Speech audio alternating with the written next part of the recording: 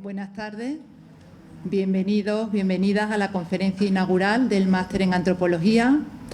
El Máster en Antropología se empieza a impartir en el curso académico 2011-2012 y eso quiere decir que es un máster que tiene una trayectoria académica larga y yo creo que consolidada. El máster tiene un carácter generalista y al mismo tiempo se articula en torno a tres ejes que son la diversidad cultural, el patrimonio y el desarrollo.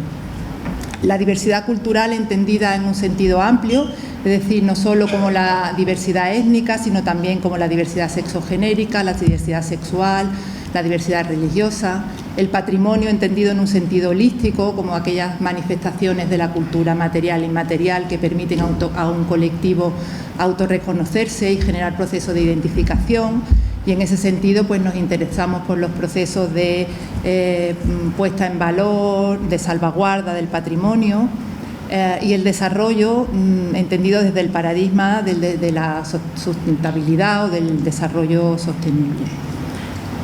Cada año para la inauguración del máster traemos una persona que nos parece que es una persona solvente, con un pensamiento y una trayectoria de investigación rigurosa. Y este año hemos invitado a Víctor Bretón. Víctor Bretón es catedrático de antropología en la Universidad de Lleida, es especialista en teorías del desarrollo, economías campesinas y movimientos étnicos en América Latina. Ha publicado muchos trabajos y entre sus libros pues destacamos Tierra, Estado y Capitalismo, la transformación agraria del occidente catalán, Capital social y etnodesarrollo en los Andes, Indianidad evanescente en los Andes de Ecuador o la compilación Saturno devora a sus hijos, miradas críticas sobre el desarrollo y sus promesas. Víctor es colaborador asiduo del programa de antropología de la FLACSO, la Facultad Latinoamericana de Ciencias Sociales en su sede de Ecuador, y toda su actividad docente e investigadora se desarrolla dentro del ámbito de la antropología económica y de la antropología del desarrollo. Yo diría que Víctor es un antropólogo, si me lo permites, a la antigua usanza, en el sentido de que es un antropólogo plenamente comprometido con la etnografía y con una etnografía de largo recorrido. Es decir, él no hace incursiones etnográficas, sino que estudia procesos sociohistóricos que siguen el tiempo y que hace posible gracias a sus largas estancias en Ecuador, que viene realizando pues desde hace décadas, ¿no? Y además Víctor, yo diría también que es un antropólogo comprometido en el sentido de que entiende que la antropología puede aportar claves para contribuir a desvelar la realidad social y sus mecanismos y los mecanismos de desigualdad que la articulan y en ese sentido poder decir cosas, poder aportar líneas de posible transformación de esa realidad. Víctor ama con pasión, de manera apasionada, los Andes ecuatorianos y se indigna, yo creo que también de manera apasionada, por toda la realidad de injusticia, de desigualdad y de discriminación que se vive allí y por la deriva que está viviendo el país también. Modernidad, desarrollo, identidad, desafíos para una antropología comprometida es una conferencia que, como indica el título, se va a impartir desde esa antropología comprometida que se sustenta sobre su experiencia como investigador del movimiento indígena en los Andes ecuatorianos. Con esto no te quito más tiempo, Víctor, te agradezco de verdad tu disponibilidad y tu presencia aquí con nosotros y el hecho de que vayas a compartir pues tu experiencia y tus conocimientos, y te dejo la palabra, el tiempo es tuyo. Como es habitual, pues Víctor tomará la palabra durante un tiempo y luego pues abriremos un turno de palabra para intervenciones, aportaciones, preguntas, etcétera. Muchas gracias. Bueno, pues muchísimas gracias en primer lugar a Carmen por la amable y exagerada presentación. Tengo que decir que hace 20 años el profesor Isidoro Moreno me presentó en esta universidad como una joven promesa de la antropología. Y ahora ya soy un antropólogo de vieja usanza. O sea, ¿no? Son 2 décadas, sí, no, está bien. No, a ver, para mí es un gusto volver aquí. Estoy muy contento de veros a todas y todos. Y he pensado, ¿qué puedo decirles? Yo soy muy tímido, aunque no lo parezca. Entonces el PowerPoint es más para mí que para ustedes.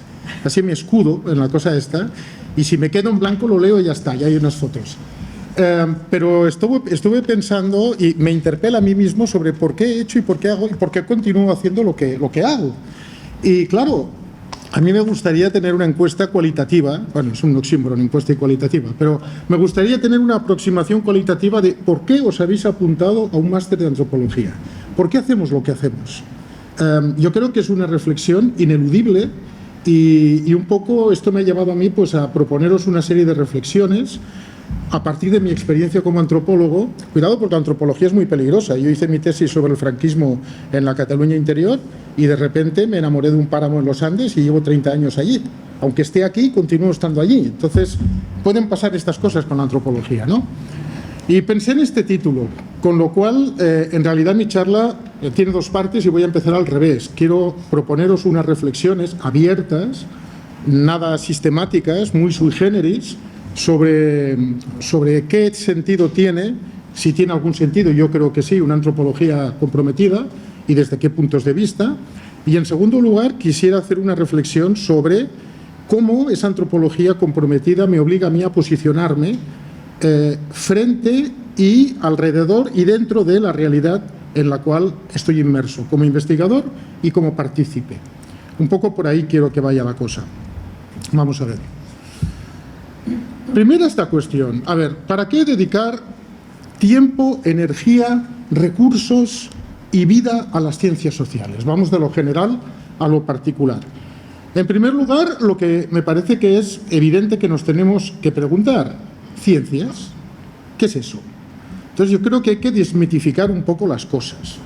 Según nuestros compañeros, queridos compañeros llamados compañeros economistas, la única disciplina social que merece ese calificativo de científico es la economía, y particularmente la economía hegemónica, que es la neoclásica, con todos sus cambios de nombre, ¿no? Que si marginalista, neomarginalista, institucionalista, neoinstitucionalista. Es como, perdonad, y si hay algún economista que no se ofenda, es como el virus de la gripe que muta cada año, pero hay un mínimo denominador común y una continuidad inquietante, ¿no? Bueno, pues en la medida en que pueden formalizar sus teoremas con lenguaje matemático científico. No hay un solo economista en el mundo que pueda pronosticar el índice de precios al consumo de la ciudad de Sevilla del mes que viene. Es imposible. Sencillamente porque no pueden contemplar todas las variables que intervienen en un proceso. Por lo tanto, es tan científica o tan poco científica, o tiene los mismos problemas heurísticos en términos de, digamos, de prospectiva la economía que la historia, que la geografía o que la antropología social. Entonces, lo que os quiero decir, en primer lugar, que eso de la ciencia no es nada más que un tipo de conocimiento, un tipo de aprehender eso que hemos llegado al convencimiento de que es la realidad. Hay muchas formas de conocimiento, yo qué sé, el conocimiento de una persona mística, el tipo de conocimiento y la mirada sobre la realidad de un poeta, de un pintor, de un músico, de un posmoderno, de una posmoderna. Bueno, el científico es un tipo de conocimiento que se obtiene a partir de la aplicación de un protocolo en física cuántica y en antropología social, nada más. La única cuestión es que nosotros no podemos experimentar. Nosotros, antropólogos y antropólogas, no podemos agarrar 7 u 8 cazadores-recolectores, meterlos en un lugar y esperar 1 millón de años a ver qué pasa. No lo podemos hacer. Y por lo tanto, como nuestro nivel de experimentación y de verificación son las sociedades en el presente o en el pasado histórico, la capacidad que tenemos de, digamos, considerar todas las variables que intervienen en un proceso social es limitada y, por consiguiente, nuestra capacidad de prospectiva también es limitada. Pero eso no le quita cientificidad al tipo de conocimiento. Hay que ir con, digamos, con modestia, con calma, y siendo conscientes de que nuestro aporte puede llegar a donde puede llegar, y puede llegar lejos, pero que nadie espere que esto es como el Centro de Investigaciones Sociológicas, donde vamos a hacer una prospectiva alrededor del comportamiento electoral de la población española, en fin, la próxima consulta electoral. Esto no va por ahí. Entonces, yo creo en la cientificidad del conocimiento que se puede obtener en las ciencias sociales, y particularmente en la antropología, y creo en su utilidad, en un tipo de utilidad que tiene que ver con la práctica política, que tiene que ver con nuestro posicionamiento frente a la realidad y que tiene que ver, desde mi punto de vista, con la posibilidad de construir alternativas contrahegemónicas sólidas. Todo lo sólida que puede ser una práctica discursiva contrahegemónica, ¿no? Claro, ¿ciencia para qué? ¿Y comprometidas con quién? Si ustedes miran cómo funciona una institución fundamental desde el punto de vista del establishment global, como es el Banco Mundial, el Banco Mundial no se anda con tonterías. El Banco Mundial contrata a lo mejor de lo mejor en ciencias sociales. Claro que hay economistas, pero hay sociólogos, antropólogos, geógrafos, en fin, psicólogos sociales, que tienen unas condiciones óptimas de trabajo, que trabajan en libertad, ¿de acuerdo? Que producen sus papers, sus trabajos, que van a congresos, que utilizan todos los protocolos de la academia y a partir de ahí hacen propuestas al banco. Y el banco decide qué línea va a convertir en una política de moda, por ejemplo, en materia de desarrollo. Esa es una decisión política. Esa es una decisión política. Pero para tomar esa decisión política se han pegado 4 años con, digamos, líneas de investigación muy bien financiadas, recorriendo el mundo, devanándose los sesos, discutiendo, trabajando, etc. Quiero decir que abogar por el compromiso de las ciencias sociales es algo muy antiguo. La antropología nació asociada a un determinado proyecto político y la antropología latinoamericana igual, y todas las antropologías del mundo, ¿no? Entonces, ¿comprometidas con quién? ¿Y comprometidas con qué? ¿Con qué se comprometen las ciencias sociales? Hombre, pues desde Francis Fukuyama, que está comprometido consigo mismo y con la globalización neoliberal, y que cuando cayó el muro de Berlín llegó a la conclusión de que ya había terminado la historia, ya todo eso para llegar a esto, ¿no? Es un tipo de compromiso y se convierte en un intelectual orgánico de una determinada manera de entender la historia y de entender, digamos, los beneficios de la globalización neoliberal. O podemos tomar el ejemplo de Eric Hobsbawm. Su último libro publicado en vida, Hobsbawm es como Cid Campeador, va publicando libros después de muerto. El último es Viva la Revolución. Le van agarrando textos, es verdad, ¿eh? Pero el último libro, que lo publicó creo con 92, 93 años, se titula Cómo cambiar el mundo. Y es una reflexión sobre Marx y el marxismo. Y bueno, jóvenes maestrandos y maestrandas de antropología, lean el primer capítulo. ¿Para qué leer Marx en el siglo XXI? ¿Y cómo hay que leerlo? ¿Por qué a un libro que es una reflexión epistemológica sobre el marxismo lo titula Cómo cambiar el mundo? Con toda la lucidez de Eric Hobsbawm a sus 92, 93 años, ¿no? En el ámbito de la antropología, pues lo mismo, antropología comprometida. ¿Con qué? Pues hombre, si nos vamos a los años 60, George Foster, las culturas tradicionales y los cambios técnicos. George Foster seguramente era un señor entrañable, también murió muy mayor, a los 90 y muchos años. Tal vez se pasó 60 años de su vida haciendo trabajo en un lugar de Michoacán, México, llamado Chinchunzan, con población purépecha, conocía muy bien a los purépechas, hablaba purépecha, etcétera, pero construye este tipo de antropología funcional para un proyecto modernizador propio de la década de los años 60. ¿Cómo vencer las barreras culturales? Porque se decía entonces que el nudo gordiano del llamado subdesarrollo latinoamericano eran que estas gentes tenían unas culturas que les anclaban de una manera absolutamente retrógrada a un pasado más o menos idealizado. Lo dirá también el gran literato Vargas Llosa en la década de los 90, cuando publica, por ejemplo, Lituma en los Andes, que el tipo publica un artículo en El País donde dice: mire usted, el problema del Perú sabe cuál es el problema del Perú y por lo tanto de América Latina, que hay unos tipos y unas tipas que van vestidas con poncho, que hablan lenguas antiguas, que tienen una serie de atavismos culturales que les impiden entender la modernidad. Y la modernidad es hablar en español y hablar en inglés y dejarse de esas cosas y ya subirse al carro de la modernidad, ¿no? Bueno, Foster es representante de esa antropología comprometida con eso, con la buena nueva del desarrollo, con el indigenismo clásico, etcétera, etcétera, ¿no? Una antropología crítica de otra manera. Este libro me gusta mucho, creo que nunca se tradujo. Adam Cooper, The Invention of Primitive Society. Esto es como cuando en biología se distingue entre ¿cómo lo llaman ellos? Ciencias médicas básicas, los que investigan biología, y la ingeniería, que es los médicos que aplican eso en los cuerpos de las personas. Este hace conocimiento puro. ¿Qué nos explica Adam Cooper ahí? Que la sociedad primitiva no existió nunca. que la inventaron los antropólogos del siglo XIX, Morgan, Taylor y todos estos, recogiendo todas aquellos hombres económicos fantasmales de que hablaba Malinowski cuando descubre al nativo de sangre y hueso en las Islas Trobriand, ¿no? Y que después la antropología funcionalista, en nombre del trabajo de campo, convirtió a ese fantasmal nativo primitivo en una realidad fáctica constatable a través del trabajo de campo.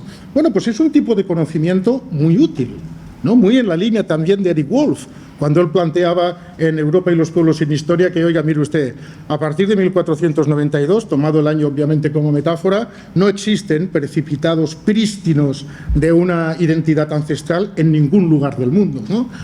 Y hay otro tipo de antropología comprometida que tiene que ver con Bruno Latour, es un antropólogo, filósofo, muy preocupado por hacer una especie de etnografía del conocimiento científico y que creo que es el último libro que publica, poco antes de fallecer, y que al final llega a la conclusión de que él tiene que posicionarse y explicarle a la gente joven cómo cree él que nos tenemos que posicionar ante el mundo desazonador que nos ha tocado vivir.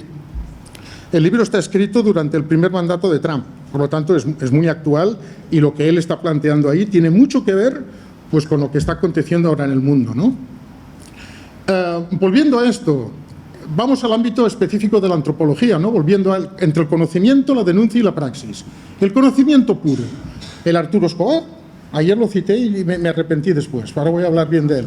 El Arturo Escobar I, que es el que me parece más genuino y más interesante, que es un hombre que nos explica en este libro maravilloso, traducido al castellano en Santa Fe de Bogotá, bajo el título de La invención del tercer mundo, cómo el Banco Mundial se inventa una realidad que se llama el tercer mundo.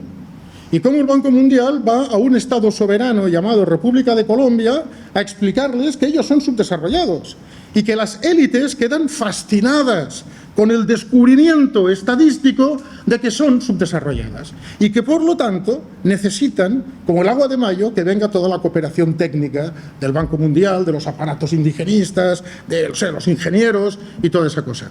Es un tipo de conocimiento, si ustedes quieren, muy teórico, es un trabajo más, desde luego, más histórico que etnográfico, aunque entrevista a técnicos que trabajaban para el Banco Mundial o lo que sea, pero es fundamental. En primer lugar, porque necesitamos tener perspectiva histórica y, en segundo lugar, porque nos permite dotarnos de herramientas analíticas con que interpretar la realidad. Él, en el fondo, es un Foucaultiano que aplica la noción de práctica discursiva, pero a mi modo de ver lo hace de una manera inteligente, y este libro, aunque le han caído los años, creo que la versión, la primera impresión es del 95, se convirtió en un libro de culto para todos los que trabajamos sobre el desarrollo desde una perspectiva crítica.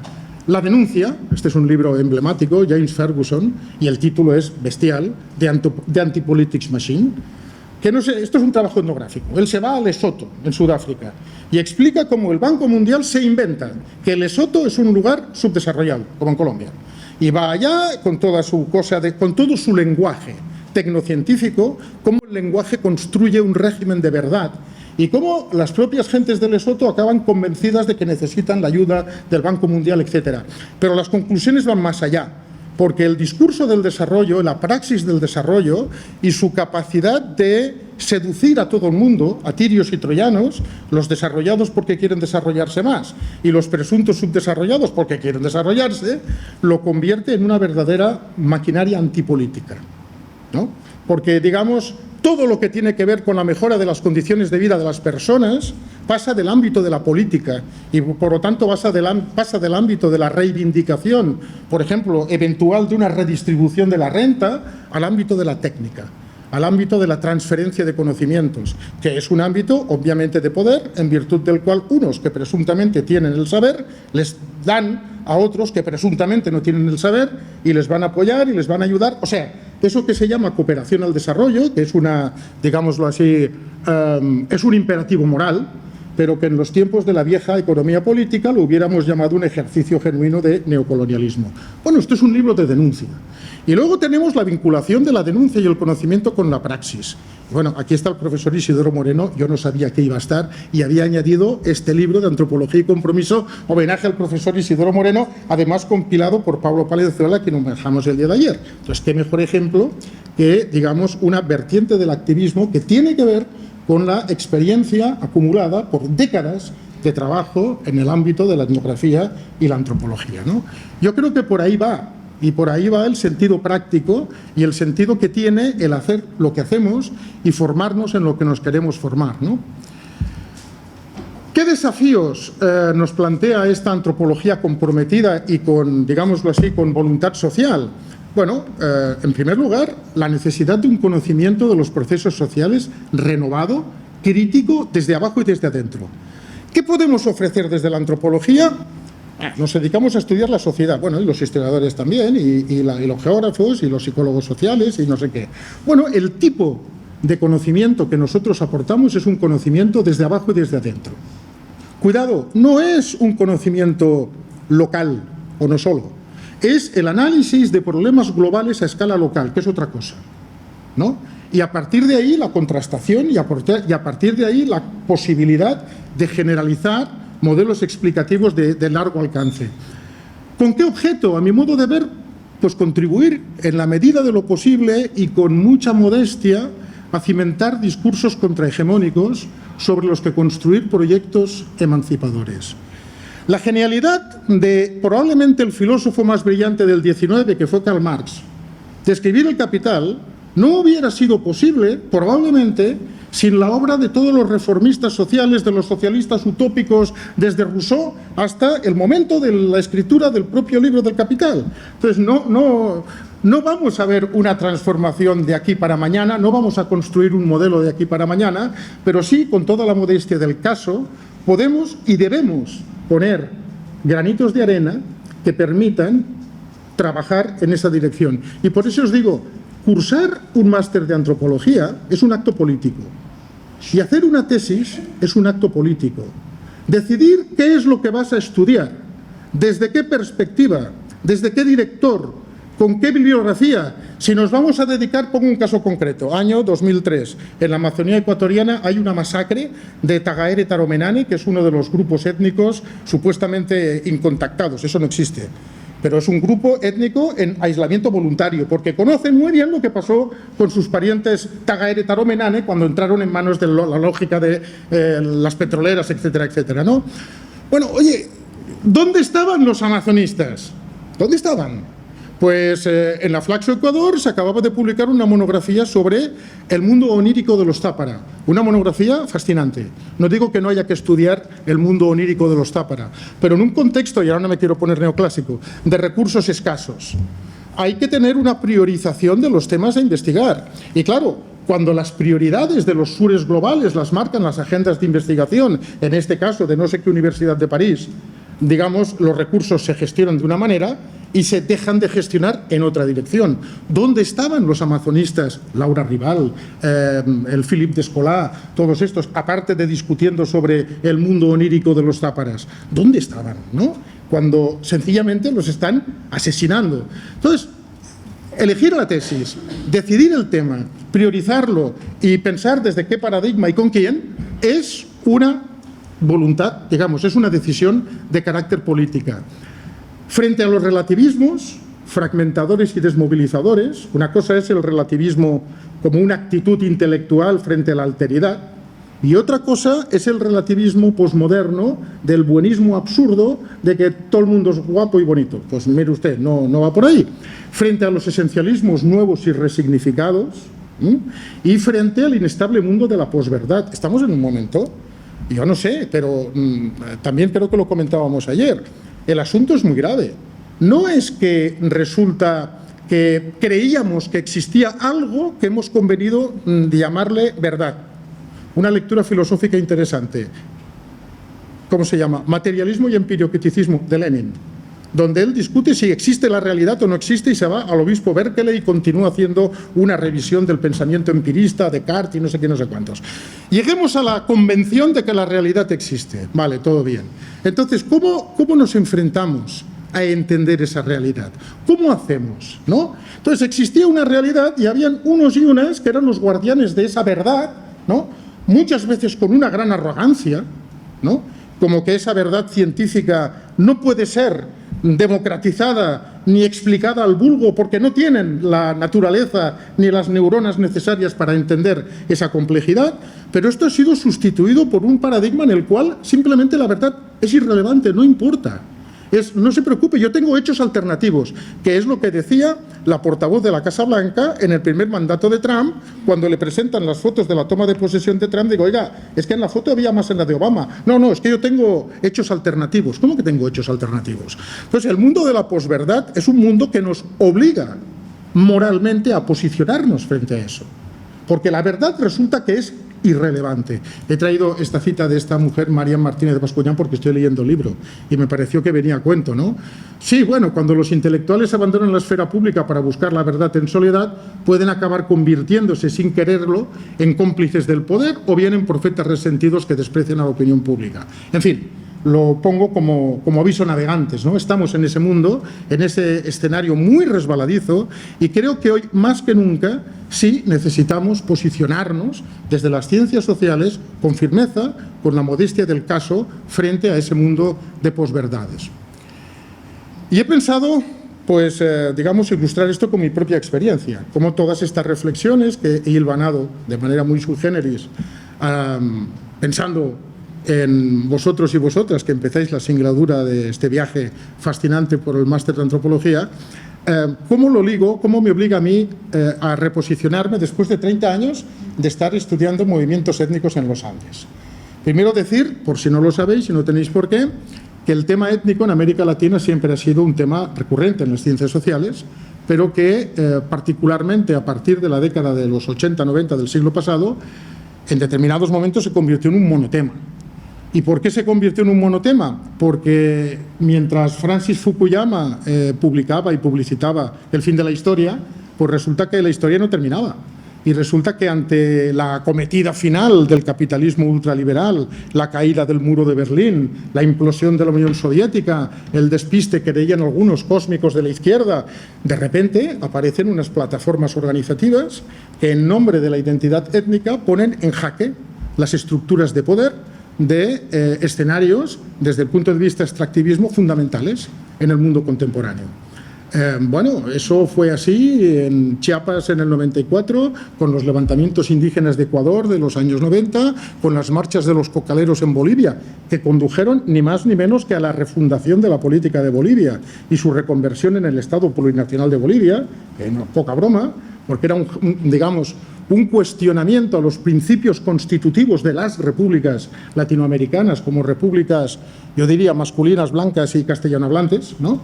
Es el boom de los movimientos afrodescendientes, por ejemplo, en el Pacífico colombiano, es el boom de los movimientos étnicos en el nordeste del Brasil, es toda la articulación de las demandas medioambientales de los pueblos indígenas de la cuenca amazónica, etcétera, etcétera, etcétera, ¿no? Y sin embargo, creo que tengo la sensación o la certeza de que suele, con notorias excepciones, abordarse el fenómeno con una profundidad histórica muy limitada. Bien como reacción a lo que había habido antes, unos modelos nacional desarrollistas con la gran promesa de la igualación ciudadana y del desarrollo convencionalmente entendido, que, como se dice ahora, colapsan en la década de los años 80, sin haber cumplido en relación a los pueblos y nacionalidades indígenas ni una sola de sus promesas de integración, ni una. Y en segundo lugar, muchas veces vinculados a la ola etnicista que recorre el mundo contemporáneo desde los Balcanes hasta Bolivia, pasando por todos los escenarios posibles e imaginables. Mi punto aquí es que creo que la esencialización de las identidades étnicas ha sido un elemento esencial para tratar de fragmentar, diluir y domesticar su potencial revulsivo, porque lo tienen.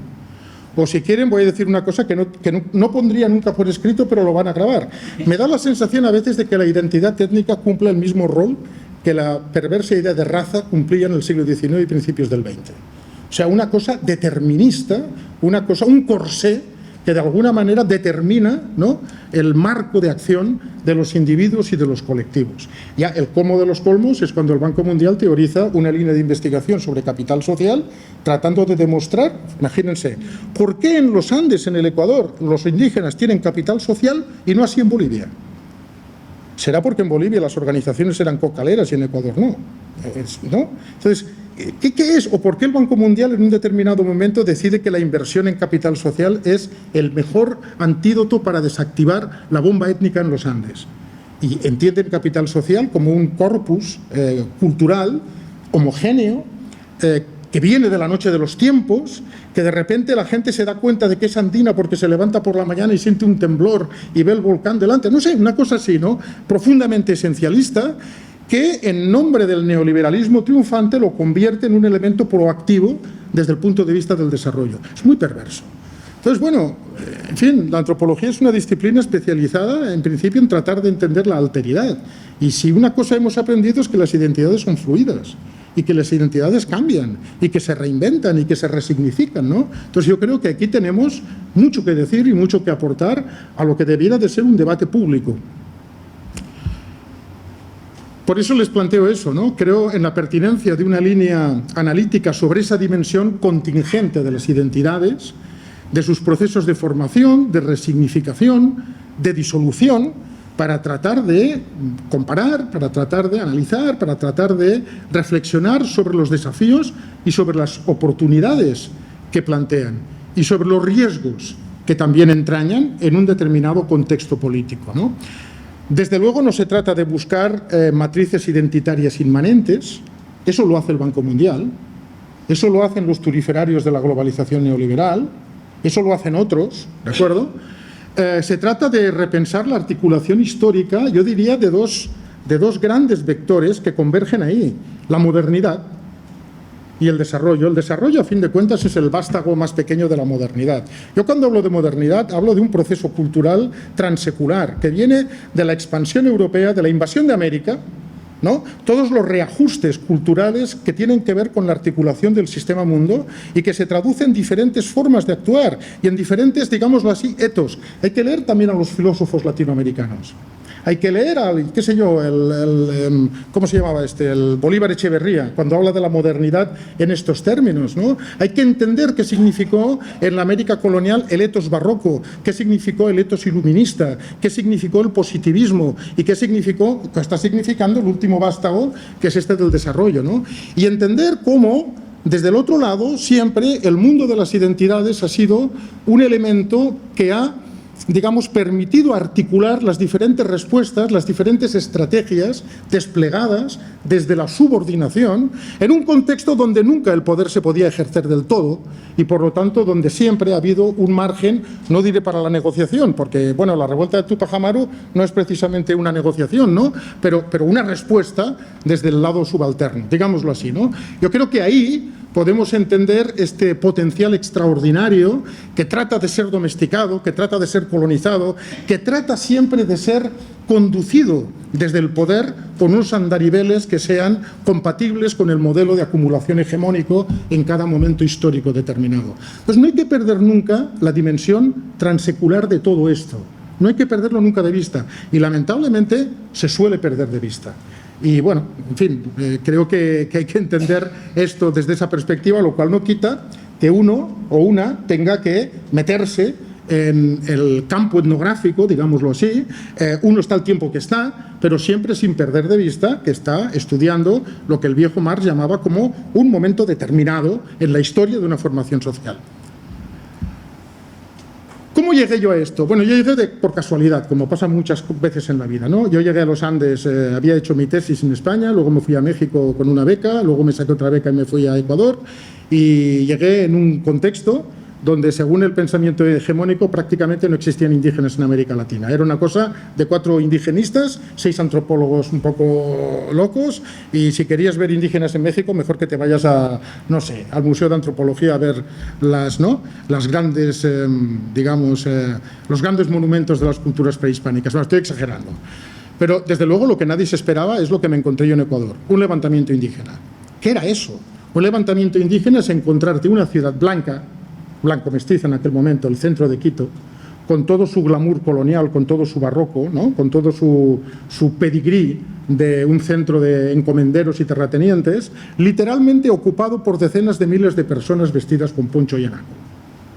Y que, a diferencia de lo que había sido habitual desde la propia Constitución de la República, esos y otras diferentes no hablaban a través de un ventrílocuo, No había un indigenista o un taitacurita de la teología de la liberación que no era indígena, pero que hablaba en quichua. O no había, no sé, un cooperante que... No, eran nosotros y nosotras, ¿no? Como decía Arturo Barman cuando hablaba de los campesinos de Morelos en la época colonial. Venimos a contradecir. Nosotros y nosotras tenemos un proyecto político y ese proyecto político pasa por la ocupación del espacio público ciudadano, pasa por la reivindicación de políticas redistributivas y pasa por una verdadera refundación de la República en términos de un país inclusivo, pluricultural y, en la máxima expresión, plurinacional. Me encuentro eso. Me encuentro... No, como he ido durante 30 años, prácticamente todos los años, a veces un mes, a veces un año, depende. ¿Qué me he ido encontrando a lo largo de todo este tránsito? Un primer momento de apogeo de los modelos neoliberales, los años 90. Yo llegué al Ecuador por primera vez en 1993. Y de ahí hasta la llegada del presidente Correa era de un ultraneoliberalismo extraordinario. Muy heterodoxo. No hubo un modelo a lo Menem, ni un modelo a lo Milei hasta ahora. Sino que justamente la capacidad de acción del movimiento indígena y su extraordinaria capacidad de movilización social obligaban a los gobiernos de turno a negociar, a un paso adelante y dos atrás, y por lo tanto el ajuste económico en Ecuador fue zigzagueante, ambivalente, contradictorio, etc. Una presencia mínima del Estado en materia de políticas sociales. Esto de que el Estado se evapora no es verdad, ¿eh? La policía reprimiendo continúa, el ejército reprimiendo continúa y además el Estado expide pasaportes. Y como todo el mundo sabe, no es lo mismo llegar a Barajas con pasaporte ecuatoriano que con pasaporte francés. No es lo mismo. Por lo tanto, el Estado neoliberal también actúa dentro de una regulación global de los flujos de población y bueno, de un proceso de fragmentación de toda este lumpenproletariado global que circula por ahí con pasaportes diversos. Bueno, menos mal que el PowerPoint me ancla en el discurso, porque si no... digo, un primer momento de apogeo de estos modelos ultraneoliberales de alto coste social, pero muy zigzagueante. Un momento 2 de nacionaldesarrollismo, ellos lo llamaban la revolución ciudadana o el socialismo del siglo XXI. Yo creo que fue un revival de los viejos modelos tepalinos nacionaldesarrollistas de la década de los años 60, con ribetes de política social, pero uno se pone, digamos, a hacer de historiador aficionado y resulta que las políticas redistributivas del periodo anterior fueron más intensas, porque mal que bien hicieron reforma agraria. Estos no hicieron ninguna, ni en Bolivia ni en Ecuador. Pero bueno, hay todo digamos, un rearme del aparato del Estado muy importante. El Estado se convierte en el principal ente, digamos, promotor de las políticas de desarrollo. Es un momento de bonanza económica en la primera parte de la Revolución Ciudadana por el precio de las commodities. No llegan a cambiar la matriz productiva del país. Yo creo que por falta de voluntad política y porque además no se puede. Es decir, un territorio que durante 5 siglos ha sido construido históricamente como un lugar de expolio, a partir de la acción de un gobierno, no se puede transformar en otra cosa. No es posible. Es que no es posible. O sea, hay que repensar las cosas, creo, de otra manera, ¿no? Pero bueno, es un momento muy particular y el momento 3 es el que estamos ahora.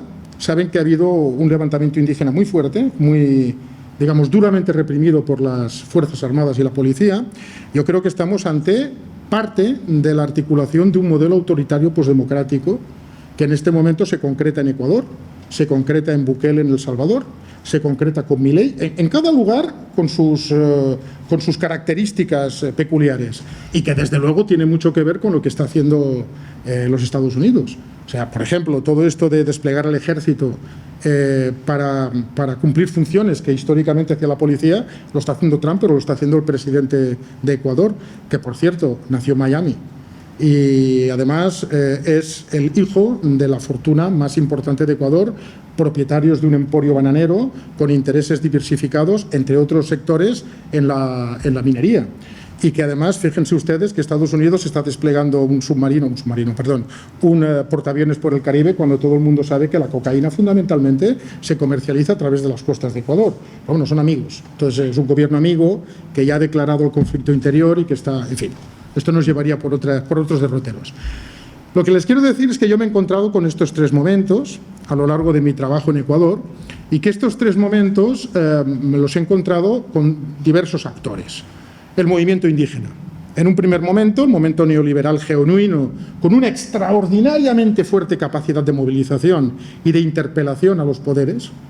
En un segundo momento, con una crisis evidente de representatividad y de fragmentación en los tiempos del presidente Correa, y en un tercer momento de un rearme discursivo y un nuevo ciclo de movilización. Tuvimos una gran movilización en 2019, una en 2022 y la que acaba de terminar, no sé bien si ha terminado o no, reciente, ¿no?, que ha durado 35 días, es la más larga.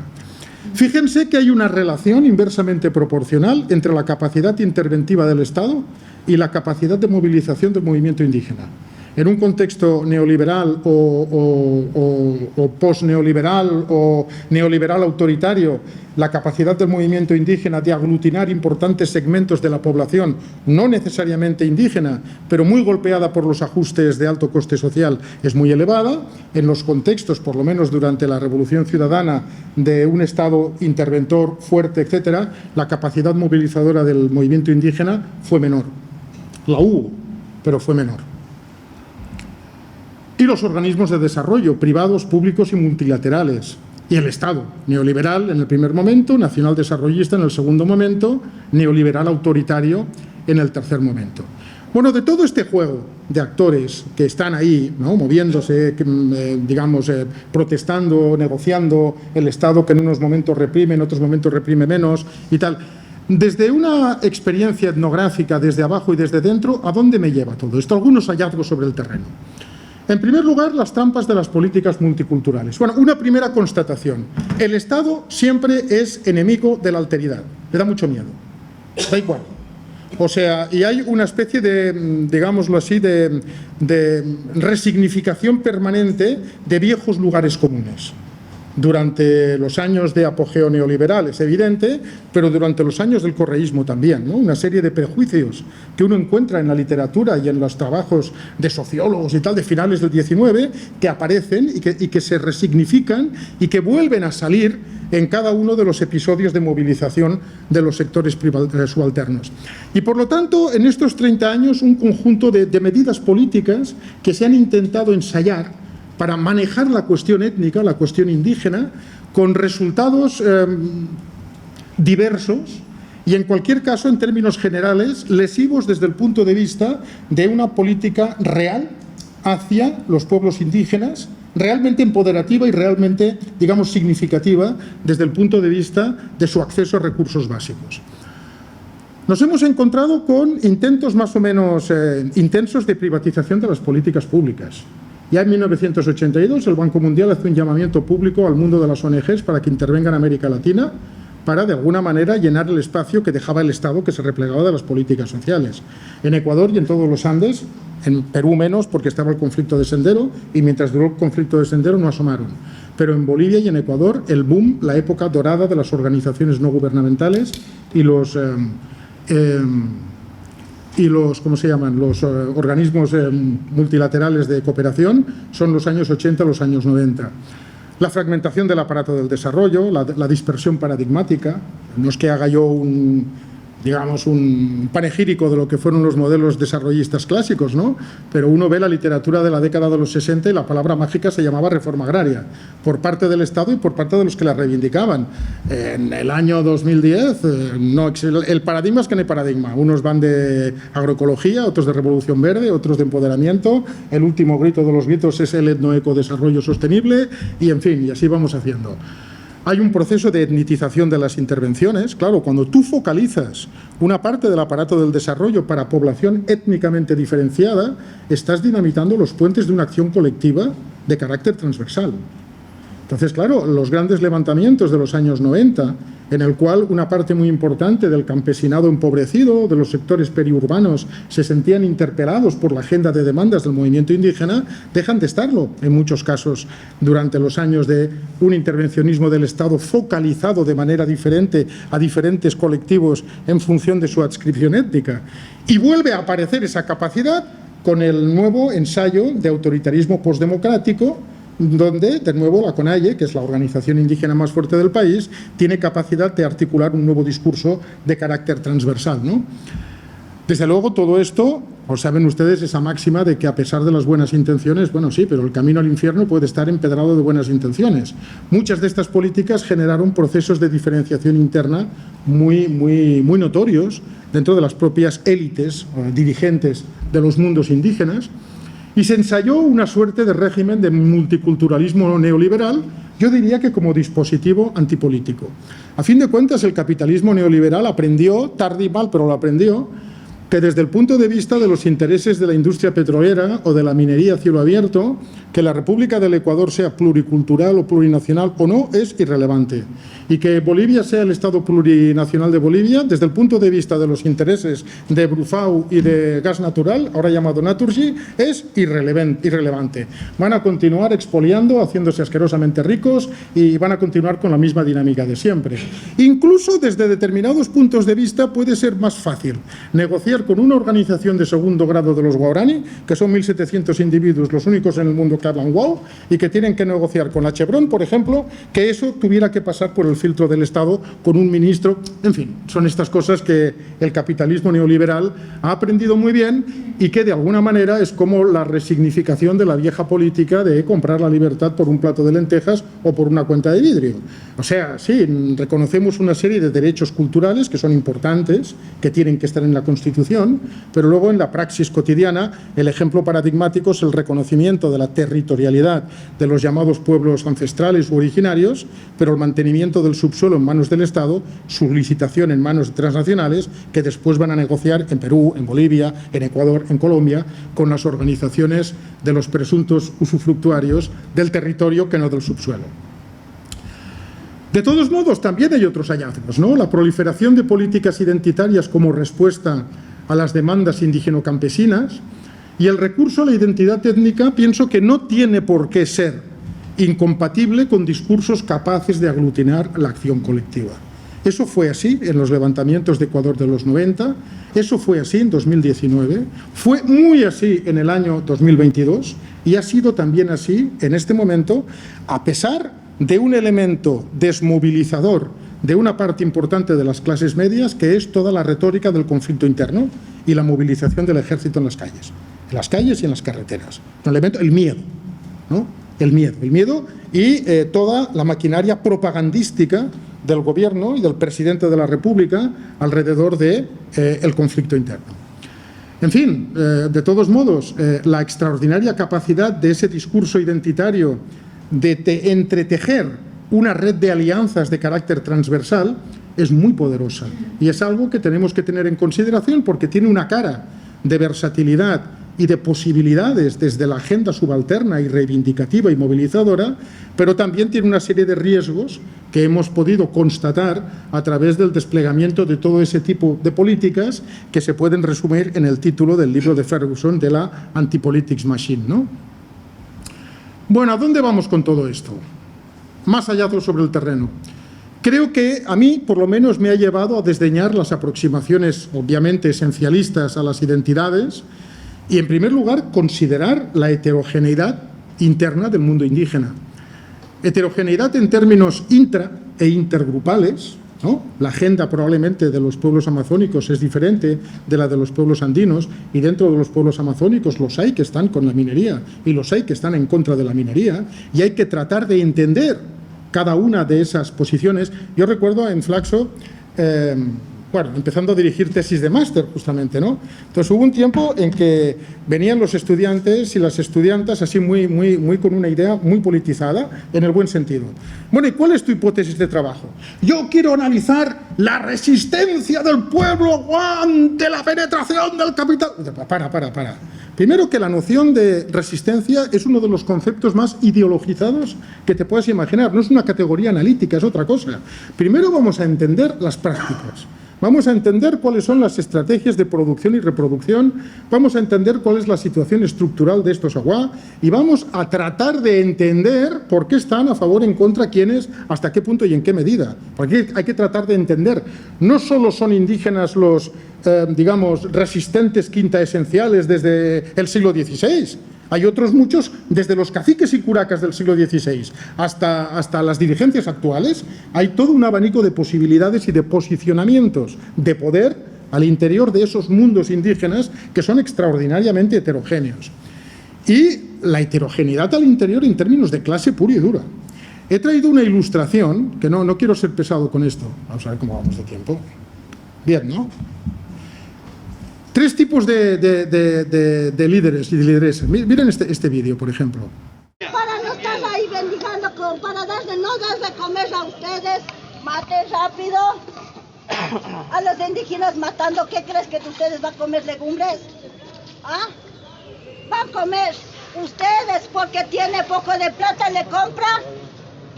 ¿Por qué no? Ustedes solo plata compran, nosotros sacando semejante, agachando a veces las 3, las 4 de la mañana, levantando las 11 de la noche, durmiendo. Así hacemos la cultura. ¿Qué se creen? Ustedes no es cosa fácil. Ustedes han de tener sueldo fijo. Nosotros con $5, $10 no alcanza. Eso quisiera que te entiendan. ¿Por qué no se matan rápido? Mate. Para ir, para siempre. Maten a todos los ecuatorianos, todos los indígenas, matando. Para que vayan a comer, vaya ustedes también, agache con asadón, con fruta, cogiendo, vaya a hacer, arando todo eso, vaya a comer. ¿Por qué no matan rápido? ¿Qué esperan? ¿Qué esperan? No soy Guairapa Muxca, yo soy de aquí, bien ecuatoriana por si acaso. ¿Por qué no me matan? Maten rápido. ¿Qué esperan? Maten rápido. Yo espero que me mate para irnos de aquí feliz, contento.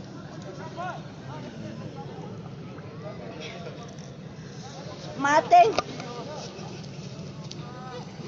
rápido. Yo estoy esperando que me maten. Por favor, a Lazo que diga, que le dé plata, que ponga en la sopa, en las monedas, que haga menestra, que esperan, en la plata que vaya a hacer, la plata que cocinen, plata que coman. Yo le vi ayer en Pechadores, Megamaxi, Supermaxi, Noime, hasta las gallinas están muriendo. ¿Qué van a comer? ¿Qué gallina va a comer? ¿Qué gallina va a comer? Nosotros no trabajamos. ¿Quién va a darse? He puesto esto porque ¿saben por qué no le dan bala? Porque están todos grabando. Pero hay varios elementos simbólicos de esta mujer que está ahí en el levantamiento de 2022 en el centro de Quito. Uno que lleva una bandera ecuatoriana, esto en el año 1994, ni en una noche de farra. O sea, esto es un imaginario colectivo que se genera en Ecuador de una manera muy fuerte con la Revolución Ciudadana y que tiene que ver con la bandera y con la idea de pertenencia a un Estado-nación, en detrimento de otras formas de identificación. Y luego hay una cosa, yo soy de aquí, soy bien ecuatoriana. Le dice, yo no soy como vosotros, Guairapamuxca. Guairapamuxca en quechua significa traído por el viento. Es el que no es lo que debería de haber sido. Y se lo está diciendo los policías. ¿Y quiénes son los policías? Cholos, son mestizos. Es la tropa de choque que está ahí, ¿no? Vosotros sois Guairapamuxcas, estáis desnaturalizados. O sea, el nivel discursivo de la reivindicación de la señora es súper interesante. Y estamos hablando, este es el tipo un tipo de las personas que se manifestaban ahí. Pero junto a esta, que no es una dirigenta, nos encontramos con esto, que es un fenómeno. Esto es un influencer. Vamos a ver si... Es un tipo que dice que sus modelos políticos son Trump, Bukele y Milei. Y que los pueblos originarios... Miren lo que ha pasado, por ejemplo, es esto que comento de la idea de resistencia, de la idea de las identidades porosas. No sé si ustedes conocen la historia de esta burguesía aymara del Alto de la Paz. Estos han votado en bloque el candidato, uno de los candidatos de derecha en las elecciones bolivianas. Y articulan todo un discurso bastante sofisticado de que ya vale de suma causa y suma camaña y buen vivir, y que ellos tienen un término que se me escapa en aymara que significa el emprendedurismo indígena, y que ellos son empresarios y que quieren capitalismo para todos. Y estos, afortunadamente, dentro del desastre, han votado a Paz, al Rodrigo Paz, no han votado al otro, al Tuto Quiroga ¿no?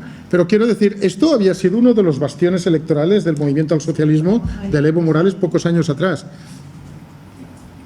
No, deja, es igual, no pasa nada, era una ilustración, tampoco tiene mayor cosa. Entonces, ya no me alargo más. Yo creo que esto nos ubica delante de un problema que como antropólogas y antropólogos tenemos que plantear, ¿no? ¿Quién habla en nombre de quiénes? ¿Quién representa a quién? Esto es un tema en las políticas de desarrollo muy importantes, porque llegaban las agencias de desarrollo, desde el Banco Mundial hasta Payasos sin Fronteras, y bueno, cuando se habla con la gente que se supone que es beneficiaria, ¿quiénes son? ¿Quiénes son los interlocutores o las interlocutoras? ¿Y quién ha decidido que sean los interlocutores o las interlocutoras? ¿Por qué no había previamente, porque no la había, un análisis de cómo funcionan las estructuras de poder? ¿Qué es ser dirigente? ¿Qué es estar como indígena en la tercera década del siglo XXI? ¿Y quiénes son dirigentes o lideresas, ¿no?, de esas organizaciones? ¿En base a qué criterios? ¿Cuál es el grado de representatividad? Porque a lo mejor resulta que te metes dentro y, desgranando los hilos del poder, los hilos de la micropolítica, uno descubre un mundo extraordinariamente plural y extraordinariamente diverso que hay que poner sobre la mesa para tratar de entender justamente el juego de estrategias de movilización y de estrategias políticas y cómo se puede sustanciar todo eso en una propuesta contrahegemónica o no. Y en cualquiera de los casos hay que someterlo a un debate público. No podemos continuar con esta imagen de los indios hiperreales. ¿Sabes cuál es la imagen de los indios hiperreales? Una antropóloga brasileña que en los años finales de los 80, un grupo tucano de la Amazonía, estaban allá en su cosa y en la época de la dictadura militar llegan los milicos y les dicen, bueno, ustedes, si nos dejan entrar aquí en el territorio de ustedes, les vamos a construir un hospital y una escuela. Y vamos a meter aquí una empresa para minería y tal. Y los tucanos, bueno, tal. Entonces van los militares, meten la cosa, sacan los minerales y nunca hacen el hospital y nunca hacen la escuela. Y entonces se van los tucanos a Brasilia a protestar. Y llegan a Brasilia y se encuentran un montón de ONGs ambientalistas en aquel momento. Y nadie les hacía ni caso. ¿Por qué no les hacían ni caso? Porque no iban vestidos de tucanos. Iban con una camiseta, otros iban con un escudo de Brasil, qué sé yo.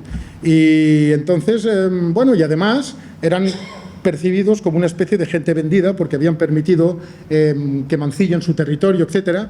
Entonces aprenden la lección y en la siguiente van vestidos de tucanos con las plumas y toda esta cosa. Y la Alcida Ramos hace un trabajo muy bonito que se llama El indio hiperreal.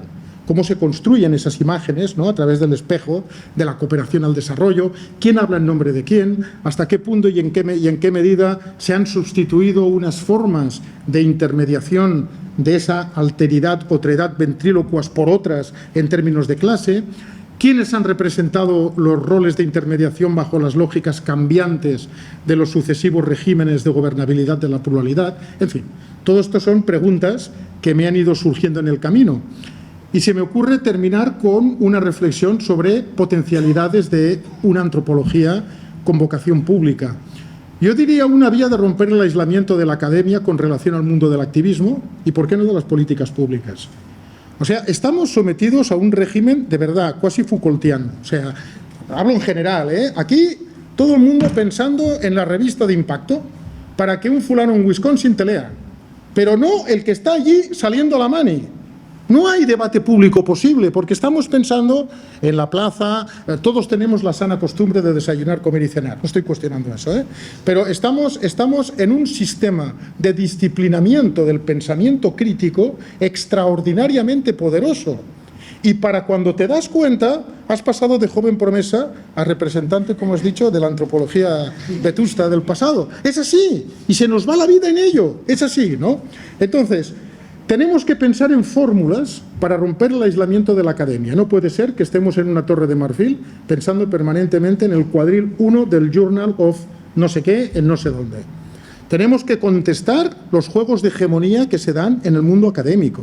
Hay una academia, que es la anglo, que ejerce de hegemónica en relación a las otras académicas que son consideradas subordinadas o periféricas. Entonces hay que romper con este tipo de lógicas, ¿no? Yo no me considero un activista, pero yo soy una persona que trata de producir un conocimiento que sirva para el debate público y en cualquiera de los casos tenemos una trinchera maravillosa que son las aulas, de tratar de alguna manera, contrarrestar el efecto perverso de todos estos dispositivos de control a través del fomento del pensamiento crítico.